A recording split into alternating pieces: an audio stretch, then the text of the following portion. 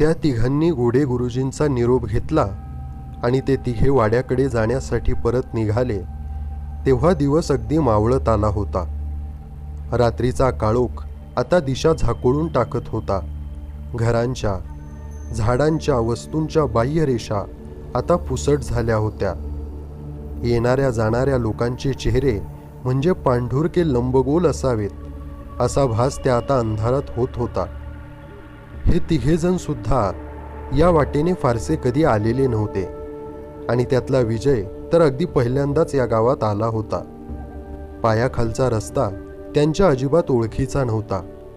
वाड्यापर्यंतचं 3-4 फरलांगांचं अंतर कापायला त्यांना जवळजवळ अर्धा तास लागला आणि यापुढे बाहेर पडताना जवळ चांगला मोठा टॉर्च ठेवायचा असा विचार दत्तू मनाशी करत होता. आणि शेवटी चालत चालत ते वाड्यापाशी पोहोचले. मोठा दरवाजा, दिंडी दरवाजा दोन्हीही ही भक्कम दारं बंद होती. बाहेरच्या जाड साखळ दंडाच्या कडीने दत्तूने दिंडीच्या लाकडावर आणि पितळी खिळ्यांवर खूप वेळ ठण ठण आवाज केल्यावर शेवटी दिंडी दरवाजा बराच वेळाने उघडला. दत्तूच्या मनात एक विलक्षण विचार येऊन गेला. समजा हे दार उघडलंच नाही आणि आपण वाड्याच्या बाहेरच अडकलो तर काय होईल? आणि क्षणार्धात त्याने हा विचार बाजूला सारला, कारण दिंडी दरवाजा उघडत होता. दिंडी उघडताच आतमध्ये पाय टाकीत दत्तू जरा रागाने म्हणाला, जखोबा, तुला माहीत होतं ना की आम्ही तिघं बाहेर गेलेलो आहोत म्हणून? मग आमच्यासाठी रात्री दार उघडं का नाही ठेवलंस?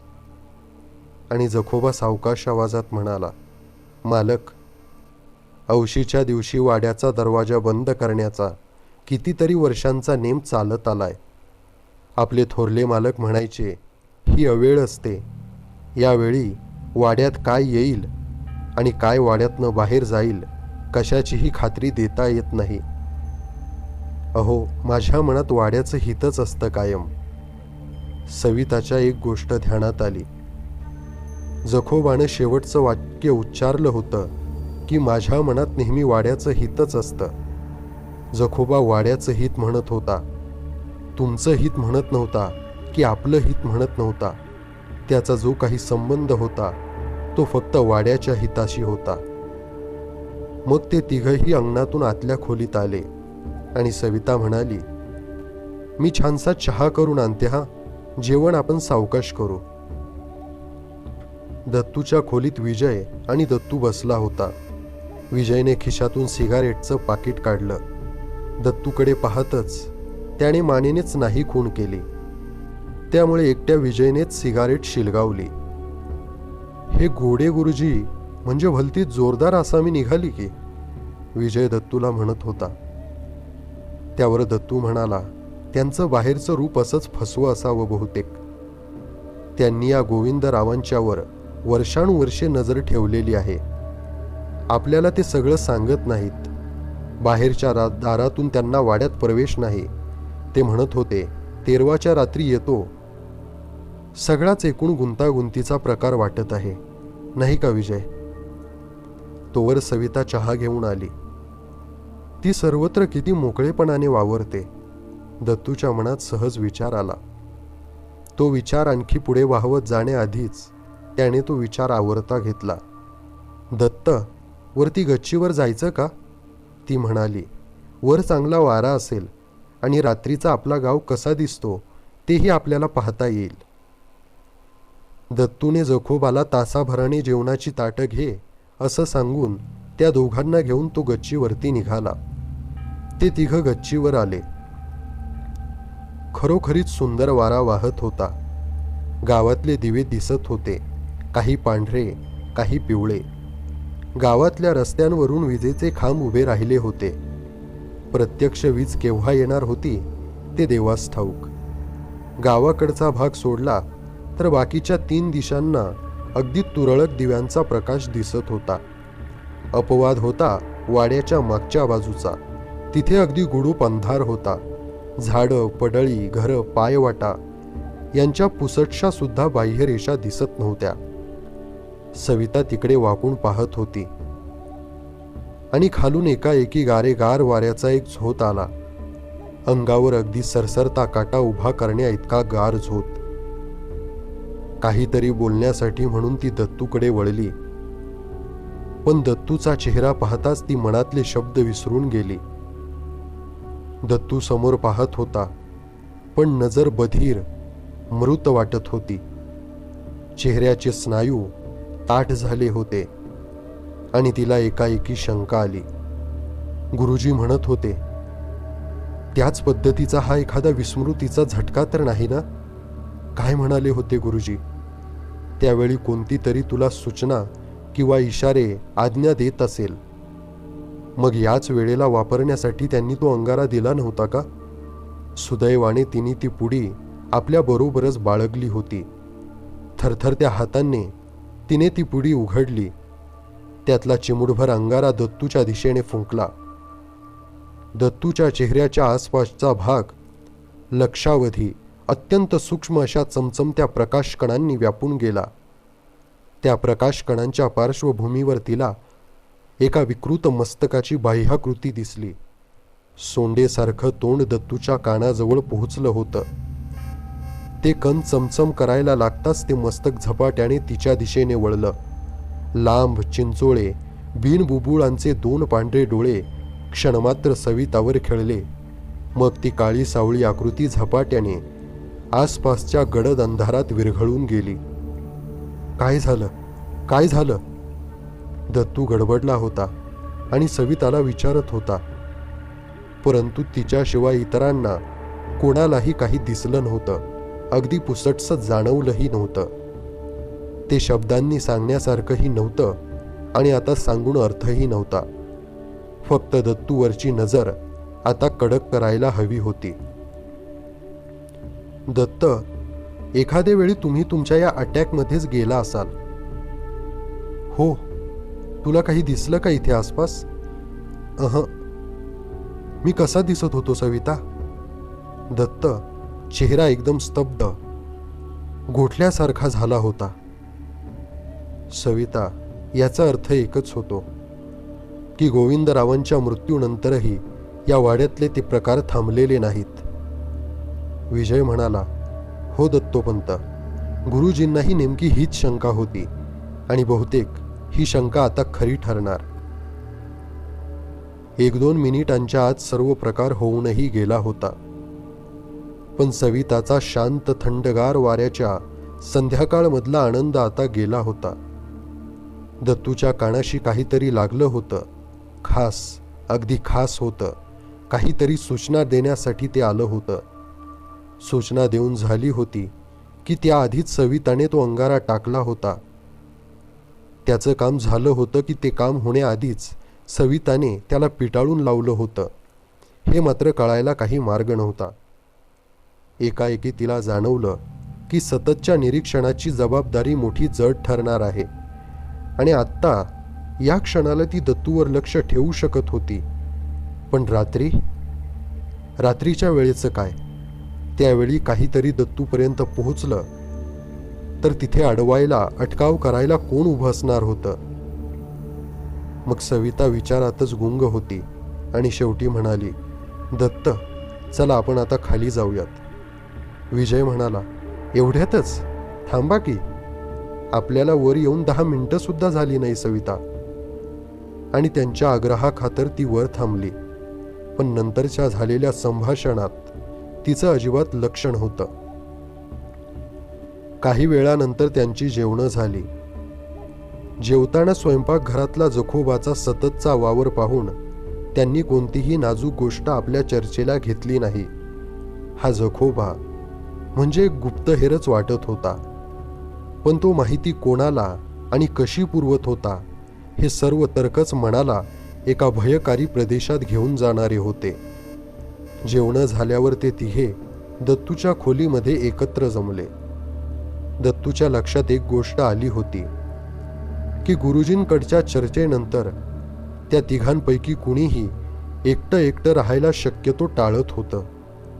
आता 9:30 वाजत आले होते. तासाभरात झोपायला जायची वेळ येणारच होती. मग त्यानंतरचं काय? त्यानंतर प्रत्येकाला वेगवेगळंच व्हावं लागणार होतं. विजय आणि सविता दत्तू म्हणाला. गेले बरेच दिवस 2 गोष्टी माझ्या मनात घर करून बसल्या आहेत. सुरुवातीला मी त्यांना एवढं महत्त्व देत नव्हतो, पण नंतर ज्या काही गोष्टी कानांवर आल्या आहेत त्यांच्यामुळे मी जरा अस्वस्थ झालो आहे. या वाड्याच्या मागच्या भिंतीत एक दार आहे, पण त्याची किल्ली मला सापडलेली नाही. गोविंदराव ती स्वतःजवळ ठेवत असत असं जखोबा म्हणतो. आणि दुसरी गोष्ट म्हणजे गोविंदरावांच्या झोपण्याच्या खोलीतल्या त्या मोठ्या कपाटाबद्दल आहे. त्या कपाटातून एक चोरवाट कुठेतरी जाते. सविता म्हणते तिला तिच्या मागच्या भेटीत एक स्वप्न पडलं होतं. ती कोणत्या तरी बंद, अंधाऱ्या पण विस्तीर्ण अशा जागेत होती आणि बहुतेक तिथे बरीच माणसंही जमली होती. सविता, मला वाटतं ते स्वप्न नव्हतंच. या गोविंदरावांनीच कशावरून तुला एखादी गुप्त आज्ञा त्यावेळी दिली नसेल. त्या आज्ञेखाली तू अर्धवट झोपेत त्या स्थानी आली होतीस. मला तर खात्री वाटते की त्या कपाटामधूनच तिकडे जायची गुप्त वाट आहे. कपाटातल्या एका खाण्यात मला लाल रंगाच्या कापडाचे झग्यासारखे काही कपडे दिसले होते. त्यांच्यावर कशिदा कामाच्या काही क्लिष्ट आकृत्या होत्या. मी जी काही थोडीशी पुस्तकं चाळली त्यांच्यात साधक आणि विधीच्या वेळी घालण्याच्या काही खास कपड्यांची वर्णनं आणि चित्रसुद्धा आहेत. माझी खात्री आहे की गोडे गुरुजींनी ऐनवेळी तुझी सुटका केली नसती तर दुसऱ्या रात्री त्याच जागेत तुझ्या त्या अघोरी विवाहाचा अतिभयानक आणि अमानवी विधी साजरा झाला असता. आता आपण तिघही सोबत आहोत. माझी सूचना अशी आहे की उद्या सकाळी आपण तिघही त्या चोर वाटेने आत जाऊ. कदाचित तीच वाट या वाड्याबाहेर सुद्धा जात असेल. दत्त, ती जर त्यांच्या विधीची खास जागा असेल तर तिथे पोहोचण्यात आपल्याला धोका असू शकतो. गुरुजी सुद्धा म्हणत होते की इथून पुढे सावध राहायला हवं. आणि गुरुजी म्हणत होते त्यांची वेळ यायला अजून 2 दिवस अवकाश आहे. आपण तिथे जाऊ हे कोणाच्याही कल्पनेत येणार नाही. दत्तू म्हणत होता, ते जरासे बेसावध असण्याची शक्यता आहे, कारण त्यांचा विधी अजून 2 दिवस लांब आहे. त्यामुळे 2 दिवस आधीच जर आपल्याला तिथे जाण्यात यश आलं तर काहीतरी सुगावा लागण्याची मोठी शक्यता आहे. आणि खरं म्हणजे नुसतं गप्प बसून काहीतरी होण्याची वाट पाहण्याचा मला आता कंटाळा आला आहे. आपण काही कोणाशी वैर केलेलं नाही. आपल्याला भय बाळगण्याचं काहीच कारण नाही. त्यामुळे माझं ऐका. उद्या दिवसा उजेडात आपण त्या चोर वाटेने आत जाऊ आणि काही पुरावा भेटतो का याची चौकशी करू. सविता काहीच बोलली नाही. मनात मात्र विचार आला की दत्तूची ही कल्पना खरोखरच दत्तूची स्वतःची आहे की एखाद्या सुप्त आज्ञेखाली त्या तिघांना त्या जमिनीखालच्या अंधाऱ्या तळघरात नेण्याचा कट खुद्द गोविंदरावांच्या हस्तकांमार्फत रचण्यात येत आहे. दत्तच्या प्रत्येक कृतीबद्दल ही शंका आता मनात सतत राहणार होती, कारण गुरुजींच्या कथनावरून तर असंच भासत होतं की क्षणोनक्षण ती ताकद दत्तूच्या आसपास आता वावरणार आहे. दुसरं केवळ आपण वैर केलं नाही म्हणून आपण सुरक्षित आहोत हा दत्तूचा विचार तिला काही केल्या पटत नव्हता.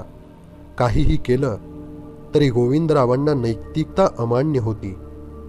आपल्या सामान्य जीवनाचे कोणतेच नियम त्यांच्या विश्वासाठी लागू होत नव्हते. त्यामुळे आपण पाप केलं नाही म्हणून आपण वाचू असा दत्तचा विचार तिला काही केल्या मान्य नव्हता. काही गोष्टींचा स्पर्शच दाहक असतो. तिथे शत्रू मित्र हा विचार कधीच नसतो. पण सविता काहीच बोलली नाही. हे एकदा ठरल्यानंतर त्यांच्या गप्पा साध्या व्यावहारिक पातळीवर आल्या. विजय त्याच्या नोकरीचे काही किस्से सांगत होता. आपल्या गत आयुष्याबद्दल सर्वसाधारणपणे मौन पाळणारा दत्तूही काही मनोरंजक आठवणी आज सांगत होता. वातावरणातला ताण जरासा सैल झाल्यासारखं सविताला वाटलं आणि 11च्या सुमारास ते सगळे झोपण्यासाठी उठले. त्या दोघांना त्यांच्या खोल्यात पोहोचून आल्यावर दत्तू आपल्या खोलीत परत आला आणि त्याने आपल्या मागचं दार लावून घेतलं. 5-7 मिनिटांनी विजयच्या दारावर हलकीशी टकटक झाली. त्याने दार उघडलं तर बाहेर सविता उभी होती. ओठावर बोट ठेवून ती आत आली. मागे दार लोटून घेत ती म्हणाली, विजय, गुरुजी म्हणत होते दत्त अजूनही गोविंदरावांच्या प्रभावाखाली असण्याची अगदी दाट शक्यता आहे. त्याच्यावर त्यांनी आपल्याला दोघांना लक्ष ठेवायला सांगितलं आहे आणि गुरुजींनी हा अंगारा सुद्धा दिला आहे. सवितानी एक पुडी पुढे केली. ही तू सतत जवळ ठेव. माझ्याकडे सुद्धा एक आहे. दत्तमध्ये बदल झाला की त्यांची नजर बधीर, आंधळ्यासारखी होऊन जाते, अगदी एखाद्या मृतवत माणसाप्रमाणे. आणि दत्तमध्ये बदल होतो आहे अशी जरा जरी शंका आली तर या अंगाऱ्याची चिमूट त्यांच्या आसपास फुंकायची. विजयने विचारलं, सविता, हा अंगारा, ही पुडी, तुझा खरोखरच असल्या सगळ्या गोष्टींवर विश्वास आहे का? विश्वासाचा प्रश्नच नाही विजय. मी मागच्या वेळी जेव्हा या वाड्यावरती आले होते तेव्हा मला सगळ्याचा पडताळा आला आहे. आणि मघाशी सुद्धा. मघाशी? केव्हा? विजय, मघाशी वर गच्चीवर दत्तना एक हलका झटका आला होता, आठवतं? पण त्याआधी 15-20 सेकंद मी अंगाऱ्याची चिमूट त्यांच्यावर फुंकली होती. अंगाऱ्याचे कण ठिणग्यांसारखे चमचमले होते. आणि विजय, दत्तच्या कानापाशी काहीतरी होतं, सावलीसारखं काळं, चपट्या डोक्याचं, पांढऱ्या बिनबुबुळांच्या डोळ्याचं.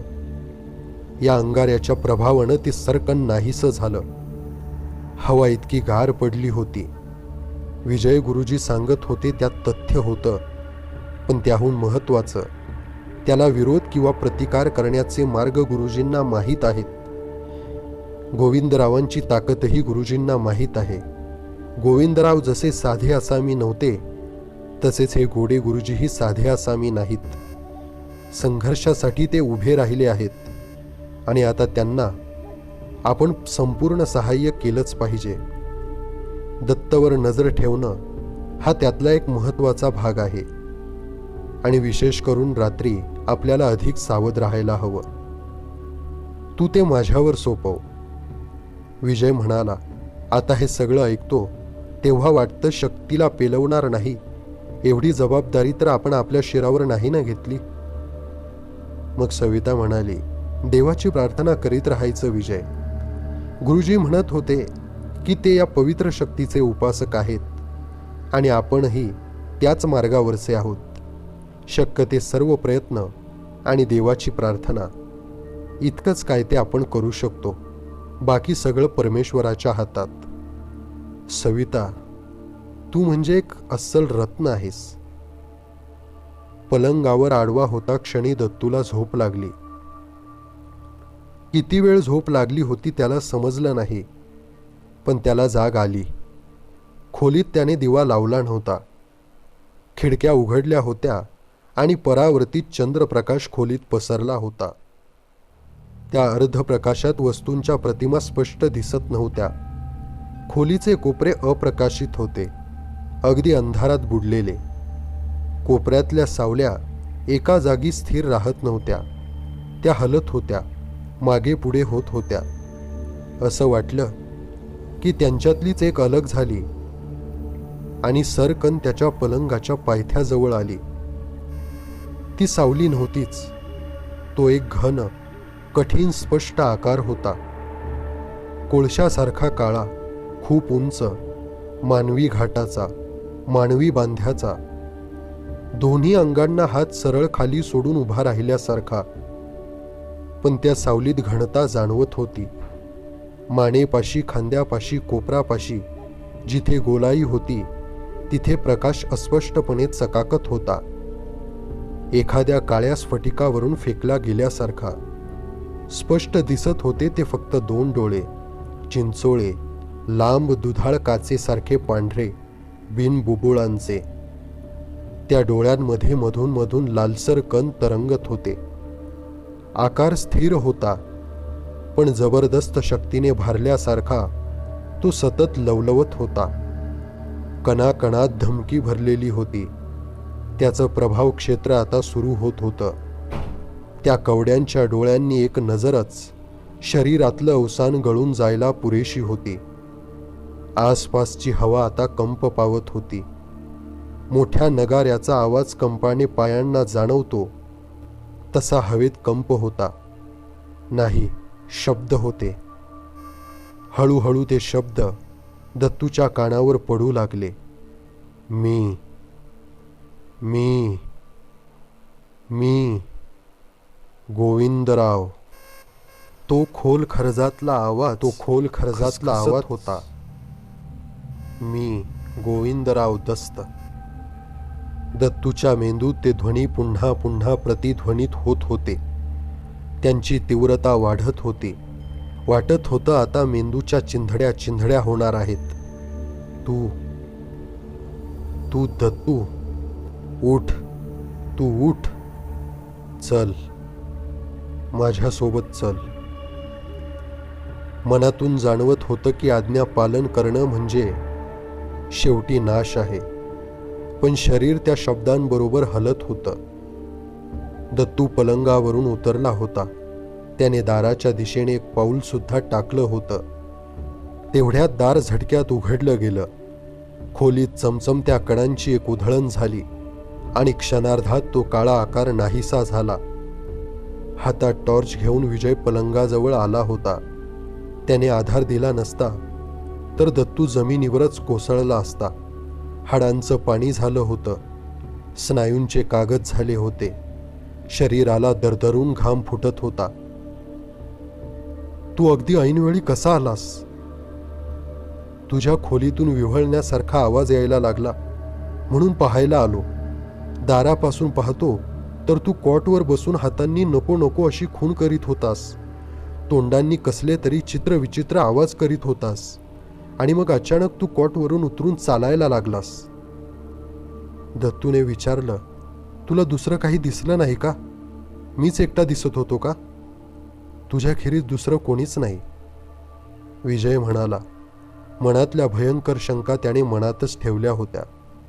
आणि विजय दत्तू शेजारी कॉटवर बसला आणि दत्तू सांगू लागला, विजय, मला आता खोलीत गोविंदराव दिसले. अर्थात प्रत्यक्ष नाहीत, पण एक गडद काळी सावली, त्यांचं नाव घेणारी. त्यांचा आवाज आता ठिकाणावर आला होता. मला कुठेतरी नेणार होते ते, आणि ऐनवेळी तू आला नसतास तर निश्चितपणे मी त्यांच्या मागे गेलो असतो. नव्हे, मला जावंच लागलं असतं. कारण त्या आवाजात एक अधिकार होता. त्या आवाजात अमानवी सत्ता होती. काही वेळानंतर तो आवाज नाकारणं मला अगदी अशक्य झालं असतं. विजय, मला वाटतं दत्त, हे 1-2 दिवस आपण तिघांनी एकत्रच असलं पाहिजे. चल, आपण सविताच्या खोलीत जाऊ. सविताची झोप सावध होती. दारावर त्यांच्या बोटांचा बारीकसा आवाज होताच तिचा प्रश्न आला, कोण आहे? आम्ही विजय आणि दत्तू. विजय म्हणताच सवितानं खोलीचं दार उघडलं. तिच्या खोलीत दिवा सुरू होता. त्याचा प्रकाश दत्तूच्या चेहऱ्यावर पडताच अगं बाई करत सविता मागे सरली. दत्तूचा चेहरा कागदासारखा पांढरा फटक पडला होता. सविताच्याच खाटेवर बसून दत्तूने आत्ताच घडलेला अनुभव त्या दोघांनाही सविस्तर सांगितला.